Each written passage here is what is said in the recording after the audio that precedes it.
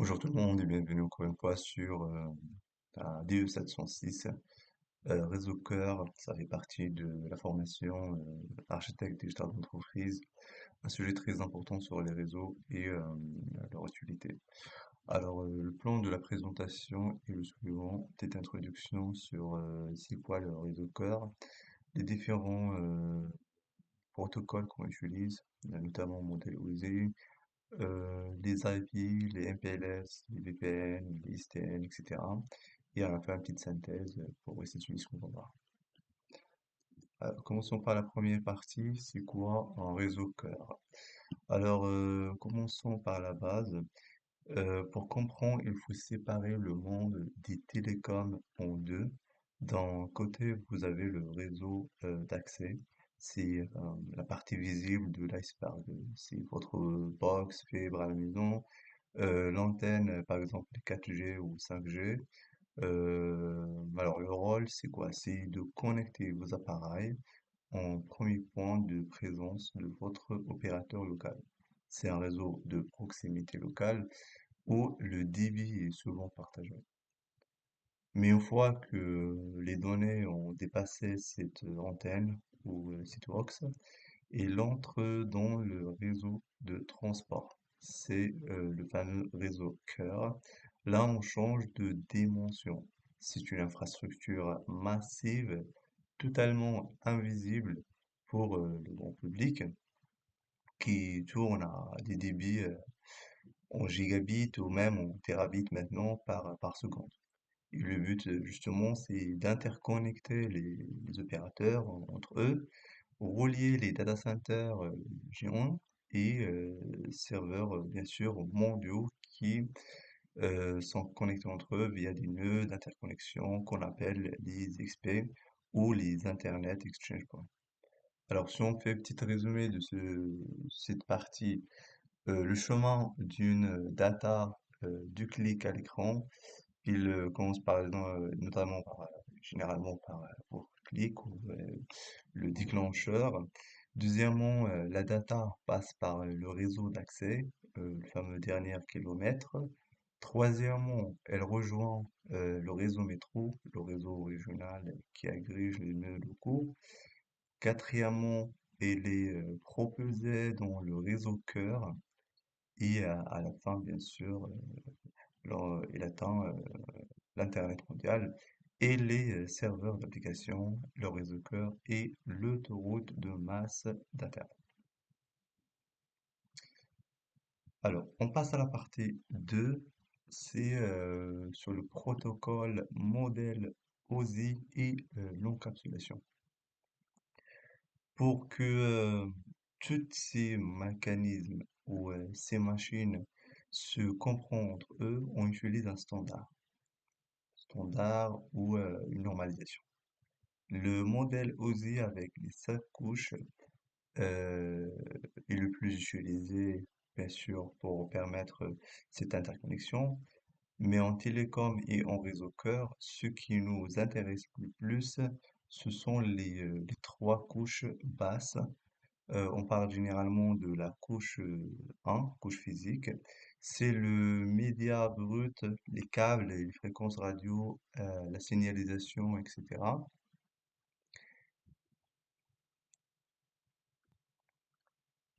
La couche 2, la couche liaison, c'est la couche de la communication locale comme l'Ethernet et les adresses MAC, les adresses physiques. Et la couche 3, couche réseau, c'est là où QV le protocole API le plus important dans l'interconnexion Internet. Elle s'occupe de routage global grâce aux adresses bien sûr API. Alors avant on parle de l'IPv6, V4, maintenant on parle de l'IPv6, le protocole avec six plages d'adresses. Alors, euh, le grand secret des réseaux, c'est quoi? On a parlé de l'encapsulation justement. Alors, c'est comme des poupées russes, vos données applicatives, les messages, les vidéos, les audios, etc., sont d'abord emballés dans un protocole IP. Ce paquet IP pour traverser le réseau cœur ultra rapidement va être encapsulé encore une fois dans une trame MPLS. Cette trame va elle-même être insérée dans un cadre optique, par exemple OTN, pour finir con- converti en signaux lumineux WDM injectés dans la fibre. Alors, chaque couche inférieure traitait la couche supérieure comme une simple charge utile, un payload, sans chercher à savoir ce qu'il y a dedans. C'est cette modularité qui rend le réseau si puissant et plus flexible et plus pratique et plus rapide. Bien sûr, c'est un exemple. Il y a d'autres parcours et d'autres mécanismes pour l'encapsulation et le décapsulation.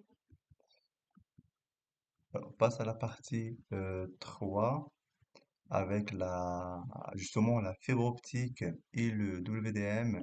Alors, parlons de cette lumière. À la base de tout réseau cœur, il y a la fibre optique. Mais poser des milliers de kilomètres de câbles sur les océans ou sur les routes, ça coûte une fortune. On ne peut pas juste rajouter une fibre à chaque fois qu'on manque de débit. Alors, les ingénieurs ont eu une idée de génie. C'est quoi? L'idée, c'est le WDM pour Wavelength Division Multiplexing, ou tout simplement le multiplexage par répartition de longueur d'onde. L'analogie est simple. Imaginez une autoroute à, euh, à 100 voies, faite de pure lumière. Au lieu d'envoyer un seul signal lumineux, on injecte plusieurs faisceaux de couleurs différents. Bien sûr, avec des longueurs différentes pour faire la différence. Par exemple, lambda 1, lambda 2, lambda 3. En même temps, dans une seule et unique fibre, à l'entrée, un multiplexeur combine toutes les couleurs à la sortie. Un démultiplexeur les sépare pour retrouver les flux originaux. Et généralement, il existe deux variantes de WDM. Le CWDM, Quartz WDM, et deuxièmement le TWDM, Dense WDM. Pour que la lumière ne faiblisse pas après des centaines de kilomètres, euh, bien sûr par des effets naturels, on utilise des amplificateurs optiques révolutionnaires. C'est les EDFA pour Erbium Doped Fiber Amplifier. Tous les 80 à même 100 km, ils robuste l'énergie des photons directement sans avoir besoin de convertir la lumière électrique en électricité. C'est le secret de la vitesse absolue de l'Internet. Donc voici pour la fibre optique d'une manière rapide et WDM. On passe à la partie 4 avec le fameux protocole IP. Euh, Remontons d'un écran dans notre stack, les couches qu'on a prises la dernière fois. Parlons de protocole IP. Inventé en 1981, c'est le grand unificateur. Pourquoi? Bien sûr, parce que peu importe l'application que vous utilisez, en dessus, web, email, je sais pas, vous faites du streaming par exemple, et peu importe le média physique au-dessus, soit du Wi-Fi, d'Internet, des cellules, des fèvres, le protocole IP sert de pivot central. C'est le principe de best effort. Il fait de son mieux pour livrer les paquets de manière ouverte et évolutive. Autour d'IP, bien sûr, on a trois services indispensables que vous connaissez forcément. Les DNS pour traduire les noms de domaines, comme exemple, si on a google.com, on cherche l'adresse IP de ce domaine. Le DHP qui attribue automatiquement une adresse IP à votre machine quand il se connecte. Le SMP, c'est le protocole utilisé par la fameuse commande ping pour vérifier si un serveur répond. Et aujourd'hui, le monde est en pleine transition entre l'IPv4 et l'IPv6.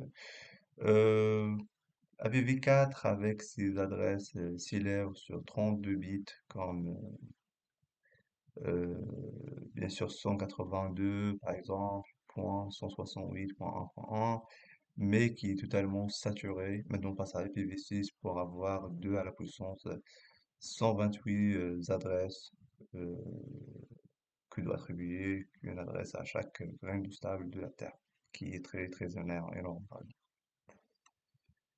Alors, il y a d'autres protocoles comme TCP, UDP, ça c'est en couche 4.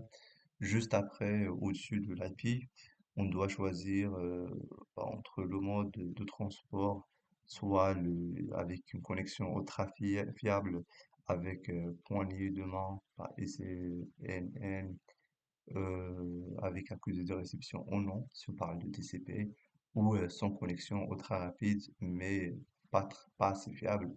Et c'est en mode best effort pour parfait pour les streaming vidéo par exemple, ou perte d'informations, c'est pas très critique, mais ce qu'on cherche c'est la vitesse et la rapidité. Et c'est là on parle de UDP. Et pour les MPLS, l'accélérateur de réseau cœur, maintenant imagine par exemple un routeur dans le cœur de réseau d'un opérateur mondial et reçoit des millions de paquets IP par seconde. S'il devait analyser l'adresse IP de chaque paquet et chercher la correspondance dans une table de routage, ce qu'on utilise généralement gigantesque, ce qu'on appelle le Longest Prefix Match ou LPM, Longest Prefix Match, le réseau s'affondrait, c'est une évidence, sur la lenteur du traitement logiciel. Donc la solution, c'est pour ça qu'on invente le MPLS, Multi-Protocol Label Switching. L'idée est de passer de routage IP classique à la commutateur par label. Euh, Regardez le schéma que vous avez devant vous. Quand un paquet IP classique entre dans le réseau MPLS, par un routeur de border appelé par exemple LER, Label Edge Router ou Ingress. Ce routeur lui collait une étiquette, un label MPLS de seulement 4 octets. Ensuite, à l'intérieur du cœur de réseau, les routeurs appelés LSR, Label Switching Router, ne regardons plus de tout l'adresse IP, ils regardent juste le label. L'échange contre un autre via une action de swiping ultra rapide fait directement par le matériel informatique ou uniquement au niveau ASCII, au niveau hardware. Le paquet suit ainsi un chemin prédéfini appelé LSP, Label Switched Path, un chemin de switching labellisé comme un train sur des rails numériques. Arrivé en bout de tunnel, le routeur de sortie LER retire le label POP et délivre le paquet IP d'origine. Pour faire fonctionner tout ça, on distingue le plan de contrôle. C'est pour les protocoles de routage comme OSPF, ISIS, découvre la topologie ou le protocole LDP, distribue les labels pour remplir la- le fameux LEB, et le plan de transfert, c'est le deuxième plan qui utilise la LFIB, une table matérielle optimisée pour commuter le trafic à des vitesses extrêmes. On parle de plus de 140 millions de paquets par seconde sur une seule interface de, par exemple, 100 gigabits Ethernet. Donc voici d'une manière globale pour avoir une idée sur qu'est-ce que c'est un PLS, un protocole, et on passe directement à une partie très importante sur le traffic engineering et segment routing. Puisqu'on a des tunnels MPLS, on peut faire ce qu'on appelle le traffic engineering, piloter intelligemment les flux pour éviter les embouteillages. Si l'autoroute, par exemple, principale de réseau est saturée, on va forcer certains paquets à prendre un chemin alternatif plus long mais complètement fluide. Historiquement, on faisait ça avec un protocole appelé RSVP-TE. Il permet de réserver de la bande passante à l'avance à travers le réseau. Le problème, voilà, c'est super lourd, en fait, ça prend beaucoup de temps. Et chaque retour sur le chemin doit mémoriser l'état du state de tous les tunnels. Quand on a des milliers de routeurs, le réseau devait être trop complexe à gérer. Et c'est là qu'arrive la révolution moderne de Segment Routing, SR. La philosophie change complètement. L'intelligence est placée dans la source plutôt que dans le réseau. C'est le paquet lui-même qui transfère sa feuille de route sur la forme d'une pelle de segments, un segment listé stack. Le routeur d'entrée empile les instructions, par exemple segment 1, segment 2, segment 3, et les routeurs de tranchée ont juste à exécuter l'instruction dessus sans maintenir aucun état en mémoire. Il y a deux façons de le déployer. Euh, Par SR et PLS, on réutilise les labels MPLS existants déjà, et SR-V16, on utilise directement des entêtes IPv6. Et pourquoi on fait ça? Justement, c'est pour trois cas d'usage majeurs. Un load balancing qui est très important maintenant pour la haute disponibilité, ultra précis du trafic, et une protection automatique en cas de coupure de câble grâce au fast euh, reroutes, capable de recalculer et diviser le trafic en moins de 50 millisecondes. Et dernièrement, optimisation globale de réseau pour garantir une latence minimale aux applications critiques. Alors, on passe à la partie VPN MPLS, Virtual Personal Network, et l'isolation client. L'architecture opérateur, on a des routeurs CE chez le client, des PE, des borders opérateurs et des cœurs de réseau. C'est la partie c'est les trois parties qui composent notre architecture. Et on a la partie étanchement. Utilisation des FRF, type de routage virtuel par des clients sur un même routeur, et les adresses IP privées pouvant se chevaucher sans conflit. Et à la partie mécanique, on a des MP BGP, utiliser des RD, unicité de la route, et des RT, import-export, transfert via un double label, le label interne identifié client VPN, le label externe gère le transport dans le cœur. Et pour les différents protocoles de routage BGP, OSPF et aussi IS, on a pour la partie EGP, l'intra-AS, ESPF et IS protocole à état de lieu, et l'algorithme Dijkstra SPF pour cartographier le réseau interne. Is est privilégié chez les opérateurs pour sa scalability et le passage à l'échelle. UGP ou l'interas, on parle de BGP, le protocole d'Internet gère plus de 900 000 routes mondiales divisées en EBGP, interne opérateur, et IBGP, interne pour service VPN. Et la partie gouvernance pour EGP et MPLS gouverne en millisecondes, pas masqué BGP, mais plusieurs minutes comme volume global. Pour les différentes technologies aussi, SDN, INFV, et même maintenant on parle de CG Core, Ce qui est déployé, c'est le 5G. Donc, on a déjà parlé de 6G Core. Alors, pour SDN, c'est la partie séparation stricte de plan de contrôle centralisé dans un logiciel et le plan de données matériel simplifié. On va voir plus ça au plus en détail en radio 707.